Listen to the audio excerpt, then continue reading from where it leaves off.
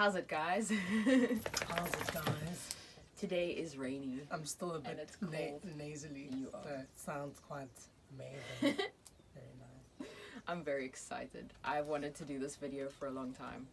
And now we're doing it. Just in time for growing season. What are we doing again? Seed video. A seed video. Yeah, so we're going to talk about all the things that we plan to grow this growing season. Keep in mind, I haven't quite been present for everything. Any of it. I've sorted it all out. But we've spoken a lot about what we want to be doing. So, yes. So, for me. those who don't know, we are... She wants to cut. We live in South Africa, off-grid. So we are in the southern hemisphere. And if you are in the US, our growing zone is zone 10B, which is really warm. We have a great climate. I think we're classified as a coastal temperate subtropics, whatever that means for the people involved. But basically it means we can grow food all year round. And in winter we get maybe 3 or 4 mornings of frost. Yeah. And it's light frost. We got 2, and apparently last year there was 1. Yeah. So we don't really get any kind of snow or anything where we are. Sorry. Be uncomfortable. No, I'm fine. So this is our first growing season where we are right now. We don't have any prepared garden beds, and I'm trying very hard not to pressure us into preparing too much. So because we don't know the property super well, we really want to observe a lot. Yeah, which I wanted to say now is, if there's one thing that we have learned, there is no wrong way of doing things because you're always observing. So I've always kind of pushed Mika for us to just kind of do things as an experiment anyway. Yes, exactly. So and every season, I mean, we've moved around a lot now the past couple of years. So every season I try and grow everything and try and grow it perfectly and put a lot of pressure on myself. And I've decided this time, since we're home and we're going to be here for many seasons, to just take it easy. So we're not going to put in any permanent garden structures or garden beds. We're just going to shove everything in the ground. And just the goal for this first main growing season is just to grow food. Yeah, see what we can grow. In whichever way possible. Not be too picky about trellising and fancy things. We're just gonna let things grow, because all plants want to grow. We've been very kind of blown away at how perfect we end up. I don't know. I'm using it like the wrong. It's because I'm being eaten alive.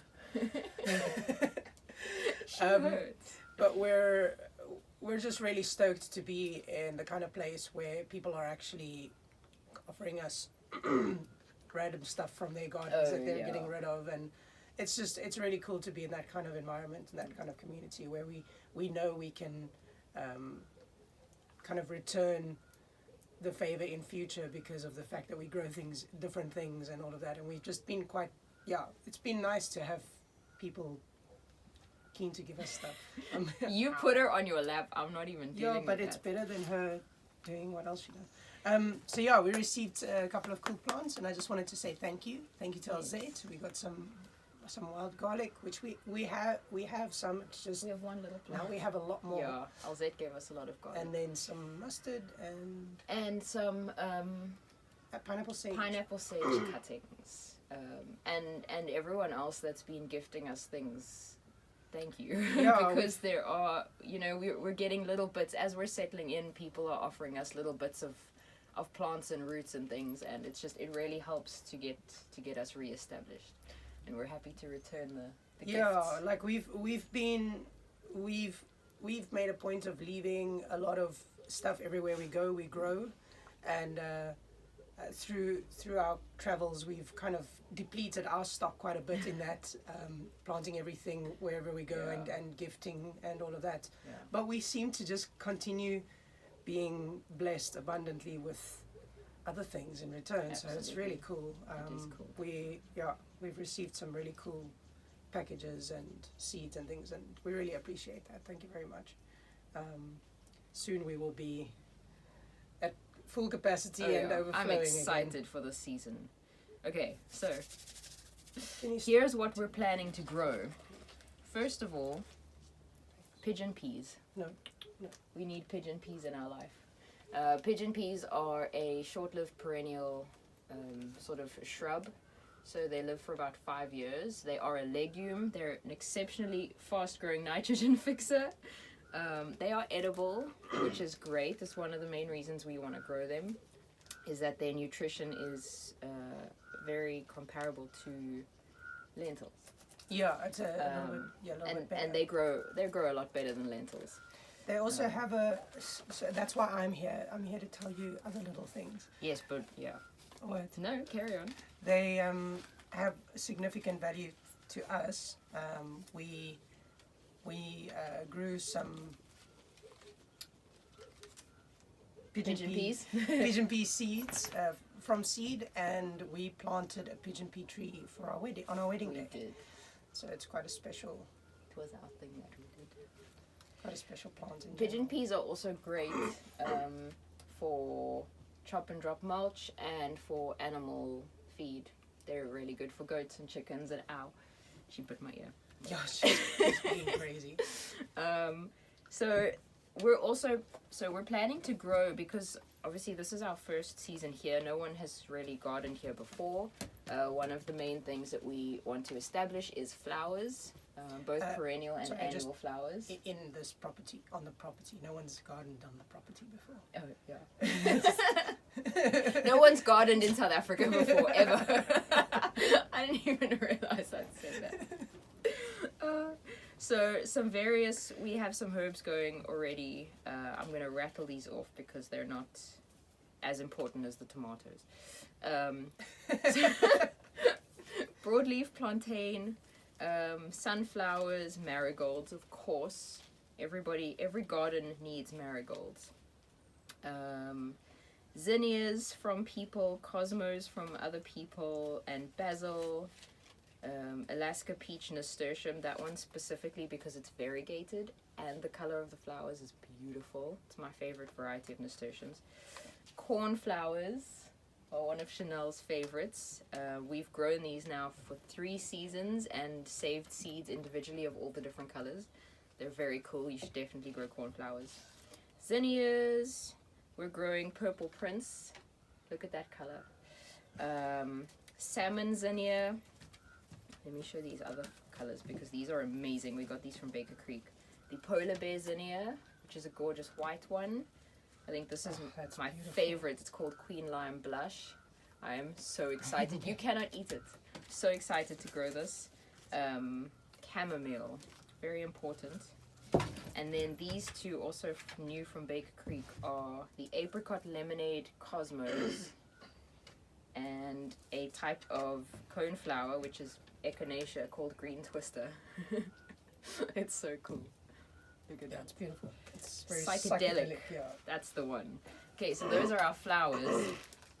And then some other veggies. So I just want to say about flowers in general that it is important to plant flowers in between your foodies. It is, yes. It's important to have diversity in your gardens. So for one thing, the flowers will attract all kinds of pollinators, not just bees, but butterflies, moths, wasps, ants. All bugs can be pollinators, really. But then also when you bring in the pollinators, you're starting an ecosystem. And if you've got pollinators, then you've got predators.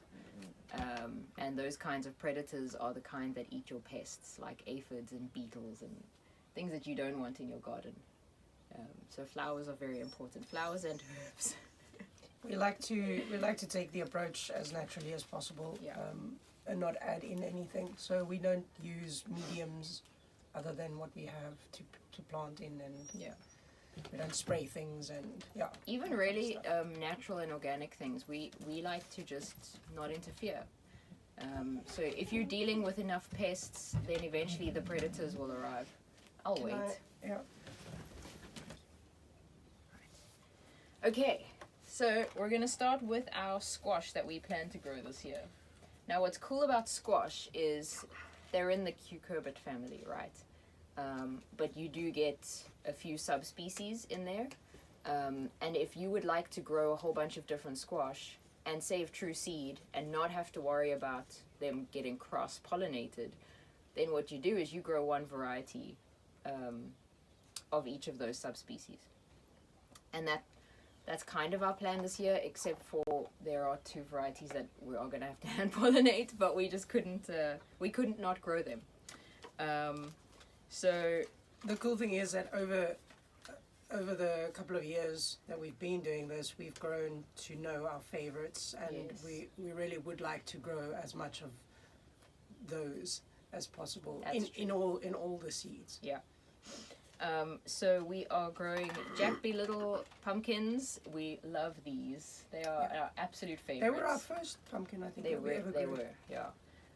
And we actually do have our own saved seed, but we got a few seeds from Honeymoon Farm, Moonbloom Calendar. And the reason why we're growing some of the seeds that she gave us is because she lives not too far from here. And this means that these seeds were saved locally, so they're acclimatized to our specific climate, and that always makes a difference if you can grow seeds that you've saved. What does that mean? Acclimatized. It means that they are used to our growing conditions. They're used to our pests. They're stronger for growing in this area. Because they've grown here. They've grown here a couple of times, okay. and the seeds have been saved. Chanel is here to keep me informative because sometimes I skip over information that actually might be important. She assumes people just know things, and sometimes I am exactly. Yeah. I like to know why and how, and that doesn't make any sense, and why this and why that. Anyway, so I just ask questions. So Jackby Littles are from the Cucurbita pepo species. I'm going to pronounce all of these incorrectly. It's fine. Pepo, whatever. And so is the sweet nut acorn squash that we are growing, which means that we will have to hand pollinate and isolate these guys so that they can't cross, because we want to save true seed. The Jackby Little pumpkin, by the way, is really cool. It's a small pumpkin. It fits in your hand. It doesn't get big, but and you can roast the whole thing. The flavor is so good. Yeah, it's like there's already butter in there. It's like it's already got its flavor brought out. It's beautiful. It's amazing. And these sweet nut acorn squashes we are growing primarily for the fact that they have naked seeds inside. And if you've ever tried to buy pumpkin seeds in the shop, you'll know they're really expensive. So we would like to grow our own. We used to just save all the pumpkin seeds from like all the squash that we ate, and then you sit and peel the seeds one by one. But if you grow the ones that produce naked seeds, you don't have to do that. And we're all about being as simple and as efficient as possible. Also, just a reminder that everything we're growing, we are planning to grow and in abundance and save seeds from, so that we can share them with you guys as well. So yeah, just be patient. Coming soon. Tramoncino squash. That is the coolest thing ever. We grew this for the first time last year. I don't know if some of you, we do have a couple of new followers, but some of you will know that we grew Tramoncino last season. Yeah. And we had one plant that made it and one fruit that we babied and for months. We named him Armstrong. Yeah. But he was almost longer than me. And he was really large, and it wasn't like the healthiest plant in the world. Yeah. But we've seen other people harvest way bigger ones, so we're stoked because that thing fed us for like an entire 2 weeks. Yeah. So this is Tramoncinos are part of the Cucurbita moschata species. So that also includes butternut and honey nut squash.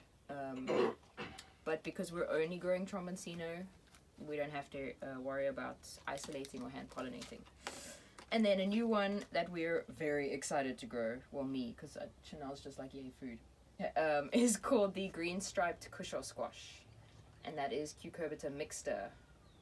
which there aren't very many edible varieties from that family. So this one we'll never have to worry about cross-pollinating. So those are the squashes. Also, just by the way, if you don't know what cross-pollinating is or why Mika's talking about that all the time, it's when you're trying to grow something and keep the variety of it true. Then you'd be concerned about cross-pollinating. Like if you wanted to sell seeds, or if you wanted to give a specific true variety to somebody else, you can't call it that if it's been grown with a whole bunch of other varieties of its kind. Yes. Because then it gets crossed, and then your next planting from the seeds that you've harvested, they may be differently shaped or differently flavored or different colored or abnormal or whatever, because it's been crossed with a different species. But if you just want different variety. If you are just trying to grow food and save seeds, you can let things cross, and you can save those seeds for yourself, because when you plant them, you will get a version of the same thing.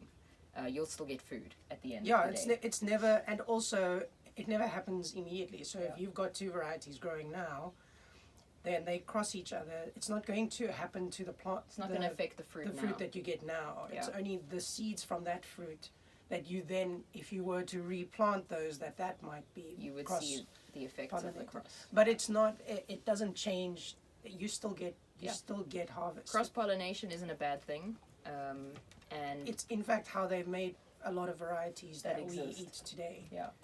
And for yourself on your land, allowing things to cross is how you get very strong varieties that are specifically adapted to survive in your location. So it really can be a great thing. It's just that if you want to sell or save true seeds of things, you do have to keep different plants isolated and make sure they don't cross. It makes gardening a little bit more complicated. Yeah. For the person that's just kind of doing it. Yes. That is true. Thank you. You stop making it so formal. I'm making it weird. Okay, so we haven't been able to grow tons of melons in all of our travels and all of our moves, but we're really, as I said, we're just going to stick things in the ground, let them grow along the ground. We're not too focused on building trellises. We're going to see what makes it this season, and just go for it, because we just want food and we want to grow the cool things. We've grown 2 cool watermelons and a couple of cool melons. We have. Yeah. I'm hoping for lots. We've grown a couple. So we are going to grow Moon and Stars watermelon. Which was one that we grew before. Yeah, it's really cool. Now we've got the red variety where the flesh inside is your normal watermelon color.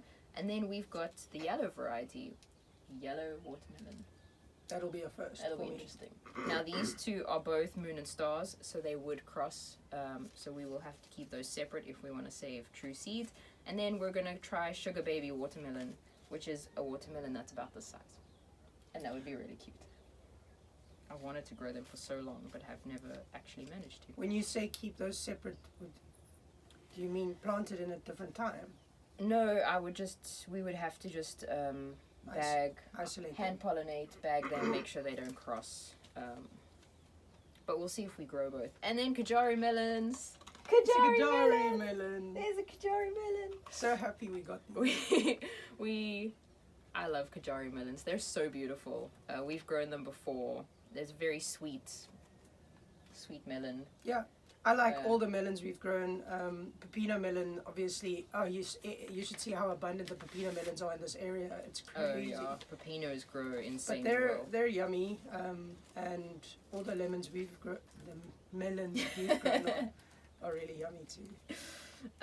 And then we're growing loofah again. Yay! We need more loofah sponges. What's cool is we suddenly have 2 varieties. So we've grown loofah before, and it is the black-seeded loofah. Apparently that is the most common.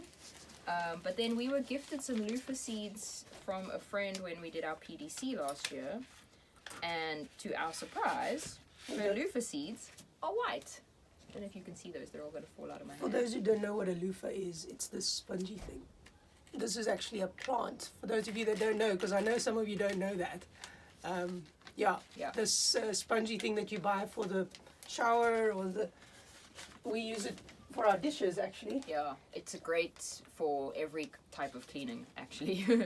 It's wonderful. But yeah, it's a plant. It's a Type of gourd. So it's also in the cucumber family. Yeah. So She doesn't know what you were doing. there you go. You know that? And then cucumbers, we really like pickles and gherkins, and so we're trying our hand at growing the specifically pickling variety of cucumbers. We struggle a lot with something called pumpkin fly in this part of South Africa, and that is this tiny little wasp fly thing that stings your everything. Everything in the cucumber family, everything in the squash family, melons, cucumbers, anything like that.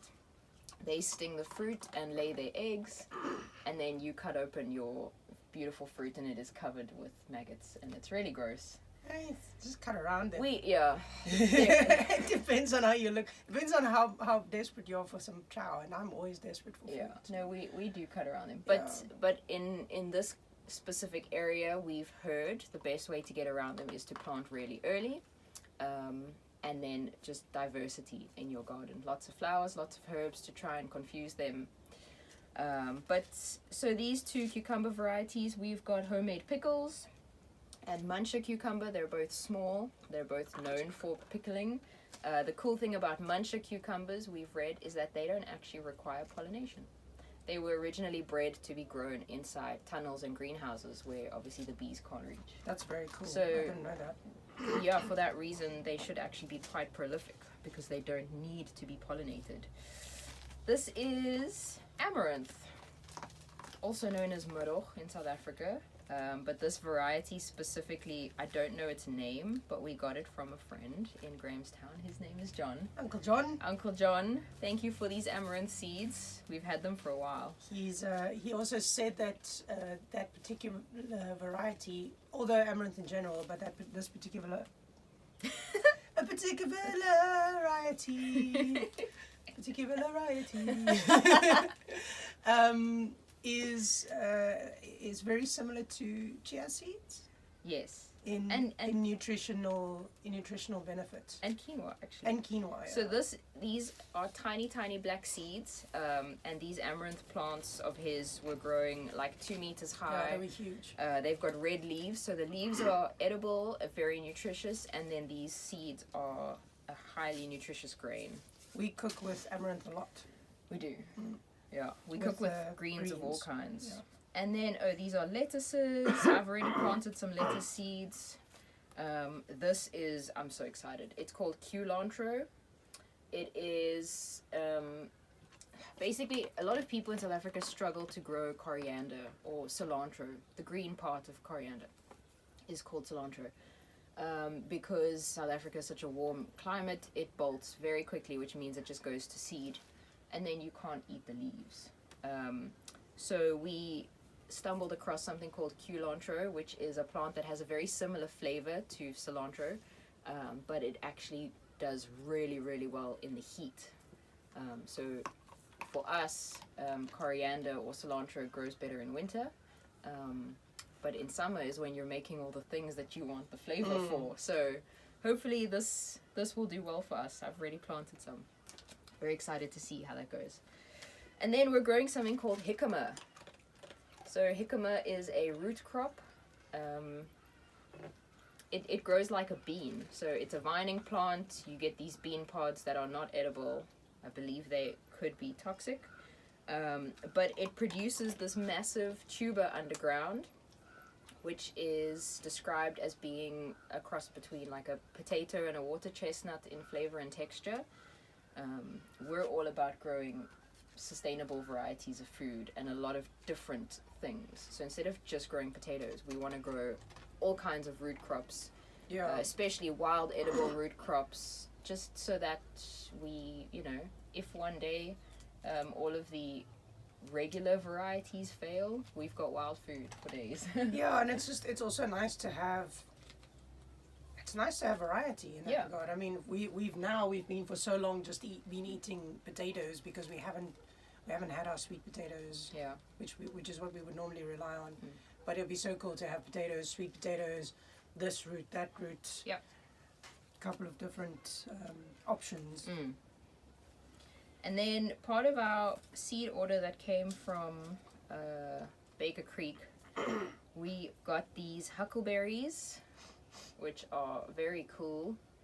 This is a Mexican variety, very dark purple berry, which I think could be used as dye, which is cool if you look at that.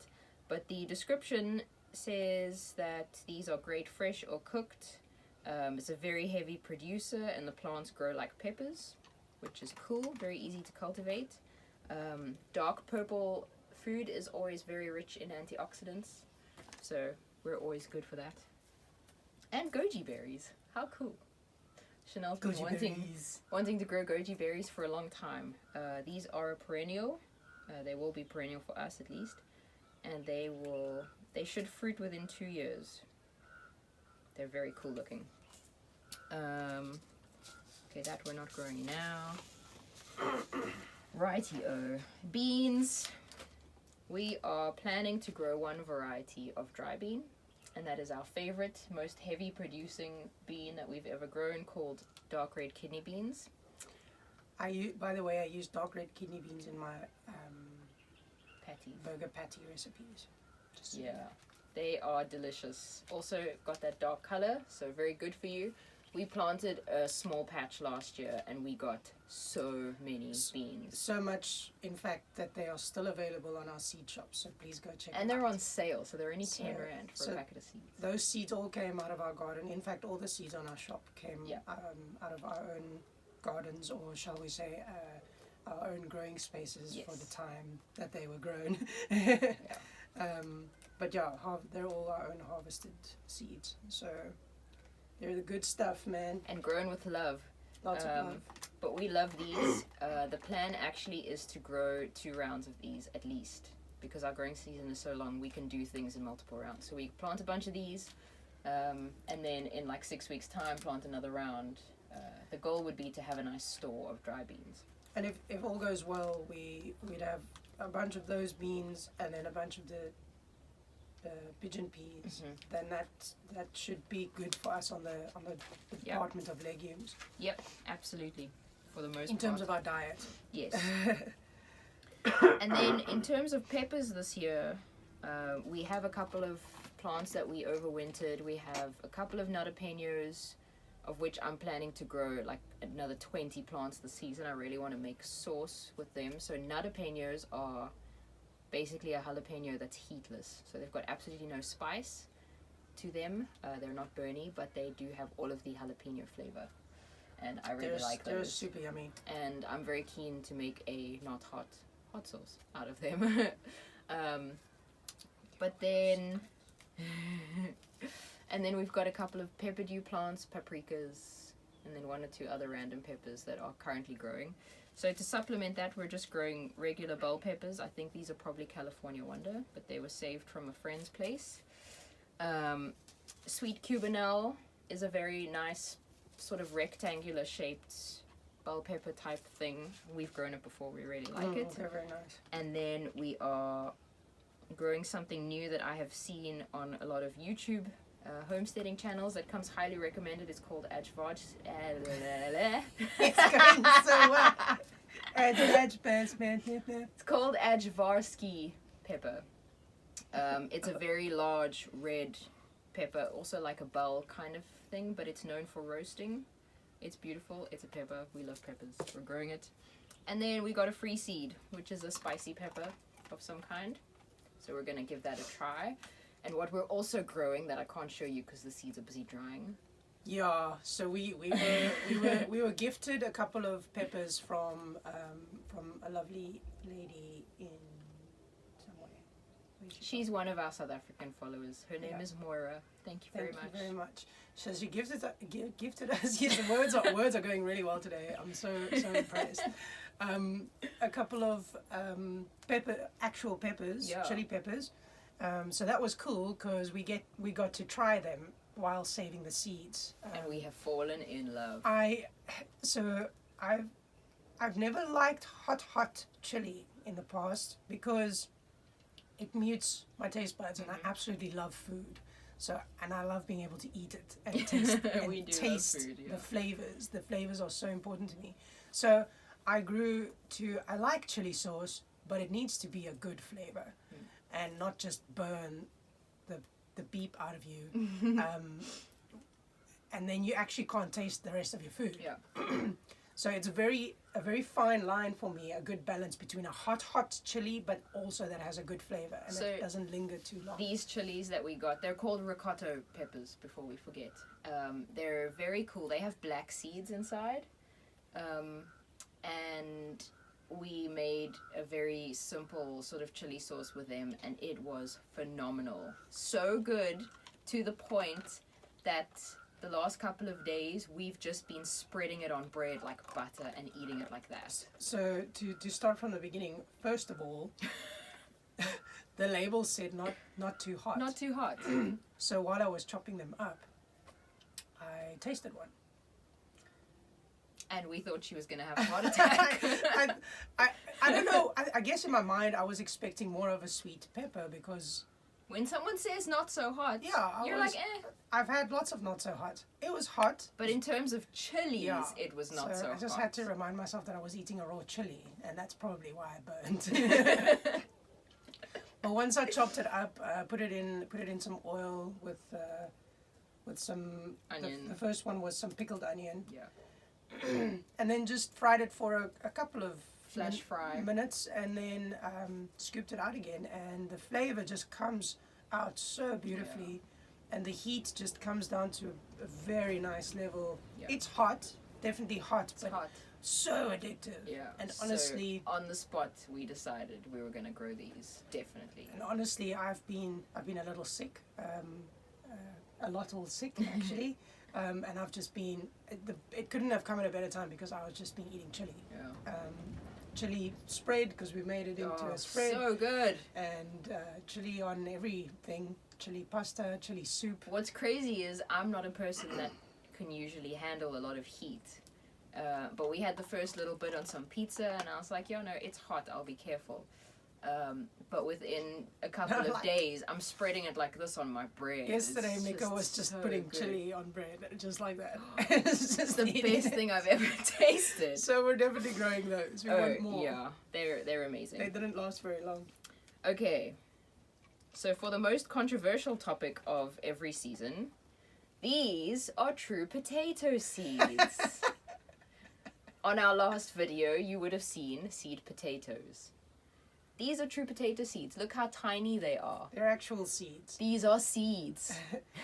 And yes, potato plants do produce berries, and yes, those berries are toxic. You should not eat them. Do not eat potato But berries. they are, in fact, the vessel in which the seeds are carried. As any other fruit in the world, that's where you get the seeds from. So, yeah. The potatoes are from the nightshade family, which means they are related to tomatoes. For those that don't know what that means. Tomatoes, peppers, eggplant, tomatillos, gooseberries. They're all in the nightshade family. Which is why the potato berry looks so similar to a tomato or a gooseberry even. It's Because just not, from the same family. Yeah. But it's So just not edible. So these seeds look like a combination of tomato seeds and gooseberry gooseberry seeds. seeds, Yeah, they're very, very small. So these come from a company called Cultivariable in the US. And the two varieties that we have, one is called Ayok, which is it's called a fingerling, so it's a very long potato, it's not round. And this one has dark purple skin, but yellow flesh. But what's cool is when you are growing true potato seeds, they don't all grow true to type. So even though the parent plant had a certain color and shape potato, these seeds will have some variety. So most of them will be fingerling shaped, but we'll get a couple of different colors. And then the point is that you harvest what is most true to what you want or what you're trying to replicate. And then from those, wait for those seeds to go to become seed potatoes. and then when you grow those, what you'll an get from abundant there harvest. is more of the same Yes. thing. That's why potato seeds are so rare, because they take a step backwards. Mhm. So it makes more sense if you want a lot of the same thing to grow seed potatoes Mhm. and not potato seeds. They really Yes. are just the best option for preserving food. Mhm. So in other words, if anything happened to your potatoes or your potato crop, you would and you couldn't get hold of any more seed potatoes for any reason, you would have these, which you could at least start over. Yeah. In worst case scenarios of Yes. the world going to ashes. In terms of food security, true potato seed, you definitely want to It's have just some a in your good seed idea. bank. But also in terms of diversity, because when you plant true potato seed, you know that you're going to get quite a variety to choose from. So that's really fun. And then the other variety that we have is called Luet, which is a regular shaped potato, but it is a very, very vividly bright pink, which is very cool. We've got purple, we don't have pink. So I'm very excited. And then tomatoes. I told myself I wouldn't grow that many varieties this season because I didn't want to get myself overwhelmed. And then I said no. And then I started growing looking at more. the seeds. And you just pick your favorites from last season and add a couple of the new varieties that you bought from Baker Creek, and suddenly you're almost at 20 again. So last season we had an epic tomato season. We grew, I think, 14 or 15 varieties in total.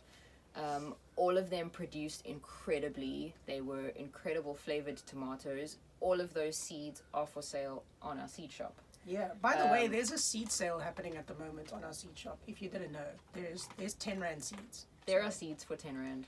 Yeah. So all of those varieties, we love them. We put them all on our seed shop. For various reasons, we're not growing all of those varieties again. But we did select our favorites in terms of what was absolutely most productive, what was the most disease resistant, flavor-wise, what we loved the best, and yeah. And abundance. Yes. So one of our favorites in terms of cherry tomatoes is the blue goldberry. And abundance. Yeah. Dude. So we grew blueberry and blue goldberry last year. The one is red and purple, the other is yellow and purple. They just produce millions of tomatoes, cherry tomatoes. You can eat them fresh, you can sun dry them, you can ferment them, you will have them coming out of your ears. You can do literally anything with them, and they're really delicious. But in terms of keeping things simple, we chose just the goldberry. Well, I did. I chose the goldberry for this year. The blue goldberry? Yes, the blue goldberry is instead of just the blueberry. Oh, I see. I chose the gold one. And then another favorite from last year was the, how do we pronounce this? Borghese. It's Italian. I'll put it on the screen. Borghese. This is a determinate variety, which generally I'm not fond of determinate variety tomatoes. Same family. Because, so most tomato varieties are indeterminate, meaning they are vining. They'll just keep going as long as you keep looking after them. They'll just keep growing. Determinate varieties of tomatoes, they are more bush type. They have in their genetics a set number of blossoms and therefore a set number of fruit that they can produce. So they make a big bush, they put out all of their tomatoes almost at once, and then they're finished. And yeah, I like indeterminates because they last longer throughout the season, generally. But we grew this one last year. It's quite a large cherry size. It's got a little pointy end. It's very cute. Yeah, it's close to like a small normal tomato. It's not really a cherry. Well, that's why I said it's a large cherry. But it outproduced so many of the other varieties. Yes, there were so many of them. And so for that reason, we chose it. I chose it as the only determinate that we're going to grow this year, just because, and it was delicious. And we did ferment a jar, and that was really nice. So definitely in terms of production, this one was very high on our list. So that's why it got chosen. Another favorite, Brad's Atomic Grape. Highly productive. Like, listen to its name even. It's such a cool, it's like a green, stripy, iridescent, purpley. It's just the coolest looking tomato. But we really like the flavor, actually. Not everybody loves the flavor of Brad's Atomic Grape. We liked it. It's a nice size, so it's in between a cherry and a slicer, so it's a grape tomato. We love it on sandwiches, and it's just really pretty as well. So that was one of our favorites. We do still have lots of these seeds on our website, so definitely go check it out. Is the Principe finished? Oh goodness, no, we've got lots of Principe also. So these are all, the ones I'm saying now, are all for sale on our website. Then paste tomato, our absolute favorite paste in the whole world, is called Opolka. Yes. What is a paste tomato? So a paste tomato, they're usually oblong shaped, so like longish. But the point of them is that they have a lot of meat inside, not a lot of liquid content or water content. And then usually they also have very few seeds. So when you're wanting to make sauces and pastes, you would use... And jams. It's a jam tomato. For South Africans, these are a jam tomato. That is a truly South African thing. So it was a surprise for me to realize that there were actually different varieties of different vegetables and fruits, for the fact that there are different uses and functions for them. So in the tomato world, there is a paste tomato, which has the less moisture content for the fact that you can then make good sauces with them and flavor packed sauces and stuff. You get a cherry tomato, which sole purpose is to be a small little bundle snacking of beauty that you can chuck in a salad or just chow like that. You get a slicing tomato, which is one that looks... Those are your big juicy ones. Yeah, that just it's a full-filled, a whole tomato. Like when you put it on your bread, the whole piece that's on your bread has got something in it. Yeah. So it's a very nice, fat, big tomato. And am I missing one? No, that's generally it. Yeah, and then you get all the varieties in between. So the beefsteak tomatoes are pretty much the slicing They're the really tomatoes. big slices, of which we are growing a few.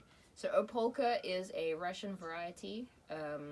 Since the first time we've grown it, this is now going to be the third or fourth season that we're growing it as our main paste tomato. It's incredibly productive. Yep.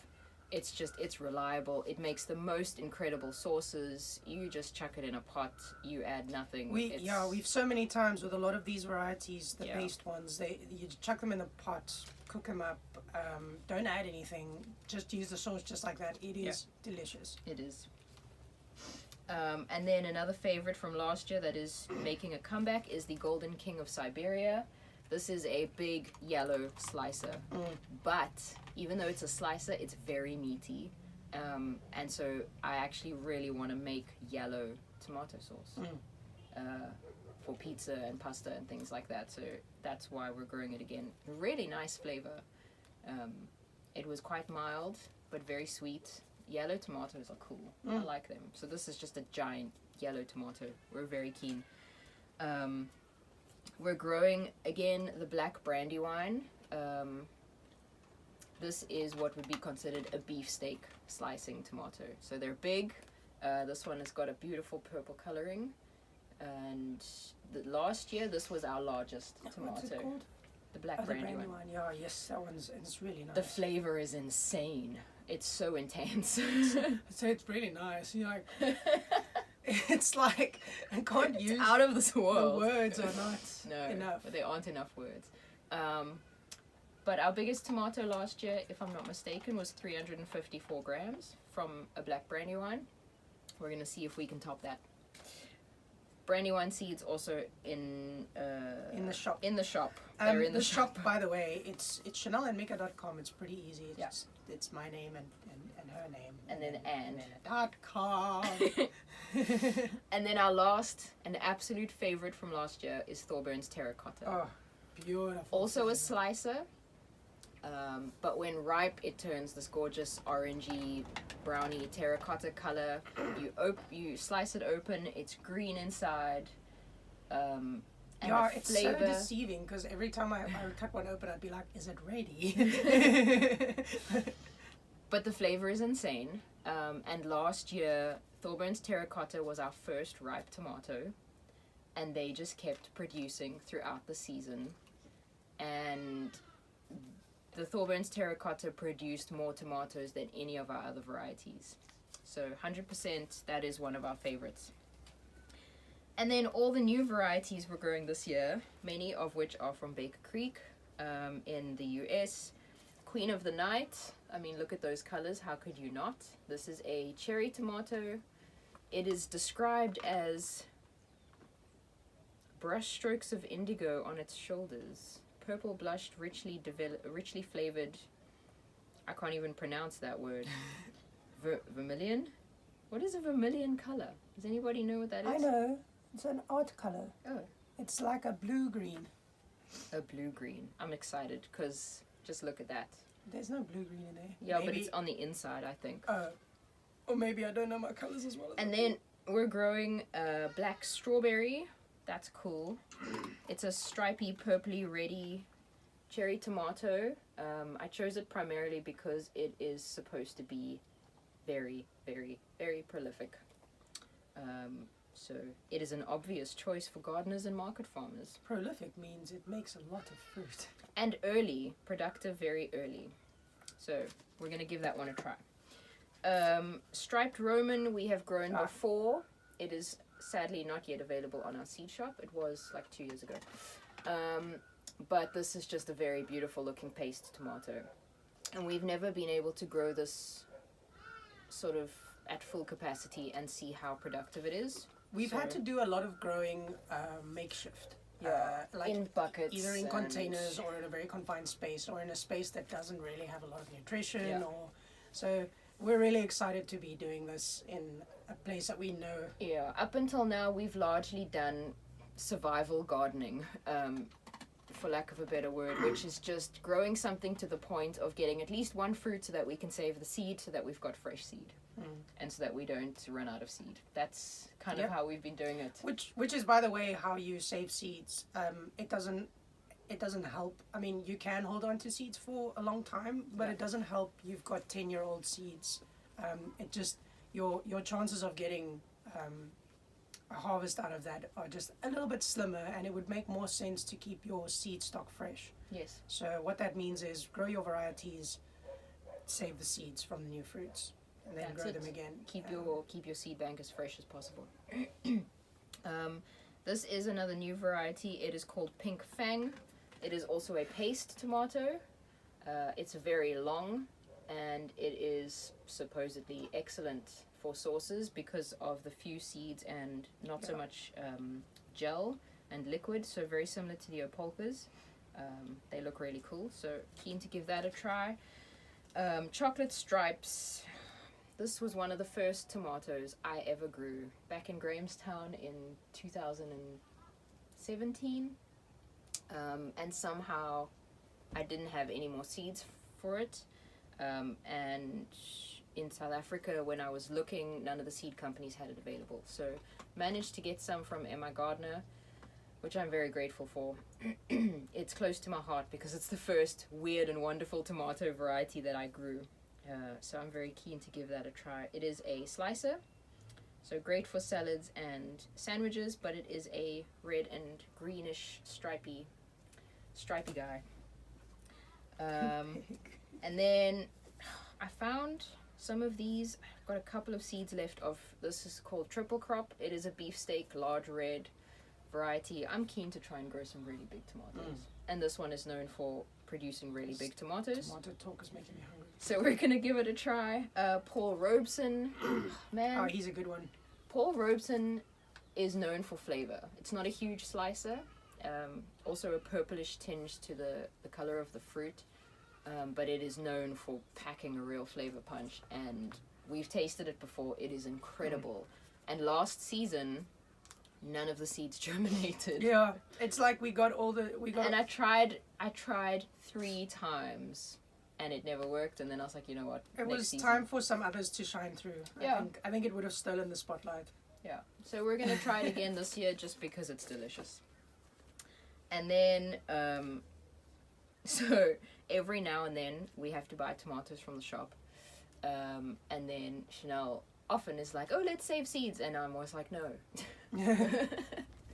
But this one was not. But a while ago, we bought some tomatoes from like a local veggie place. So they were grown relatively locally. They're not just your mass-produced tomatoes.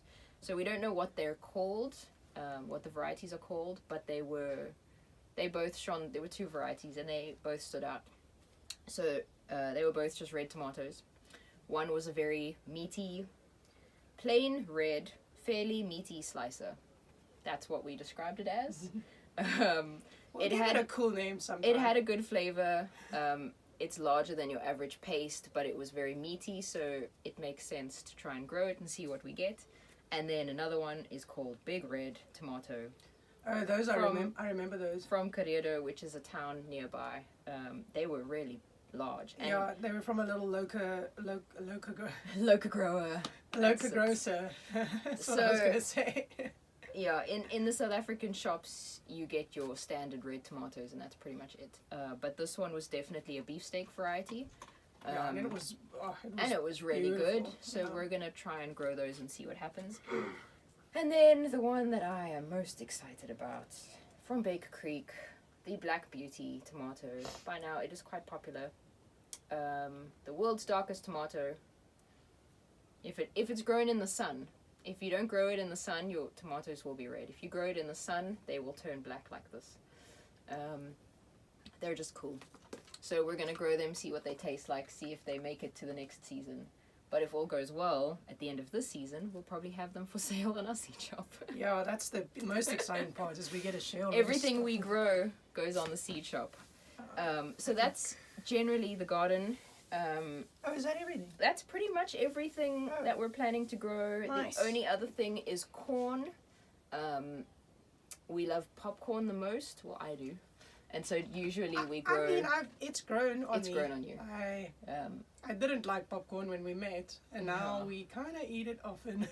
In our climate, if we want to grow multiple varieties of corn, well, you have to grow them 6 weeks apart.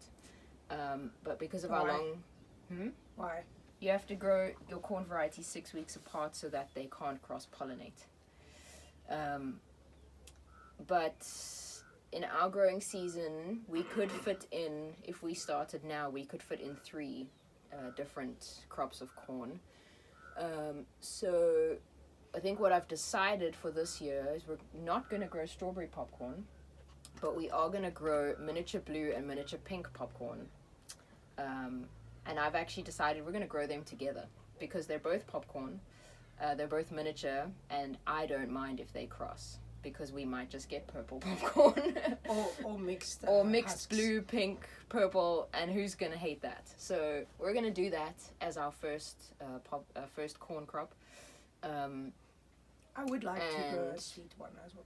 And I also would like to, we don't have any sweet corn seeds. That's the only thing. So if we can get a hold of some sweet corn seeds, we'll definitely grow sweet corn. We like trading, by the way, so if you've got some. If anybody's got a whole bunch of sweet corn seed, we are very keen to trade. So send us a message in South Africa. Yeah. And then something that we are trying, something that I'm trying is planting by the moon. There is a lot of research that it is helpful to plant according to the moon cycles. So basically different phases of the moon, you should plant fruiting things versus root crops versus there's a whole science behind it, and I think it's quite valuable. But the problem is that I don't like being told when I can plant things. If I want to plant my tomatoes now, I don't want to wait 4 days to plant my tomato seeds. But I'm giving it a shot this season. So we have this very cool calendar from a fairly local lady. This is called a moon bloom calendar. and we're gonna try and stick to it this season. Yeah, we'll put links to everything we're chatting about in our description, so it'll be easy for you to find. So we'll put Moonbloom's link there for you as well, so you can check it out. So this is specific to South Africa, which is wonderful, and the artwork is just absolutely beautiful. Cute. Very informative, but very simple to follow. So I'm gonna give it a shot.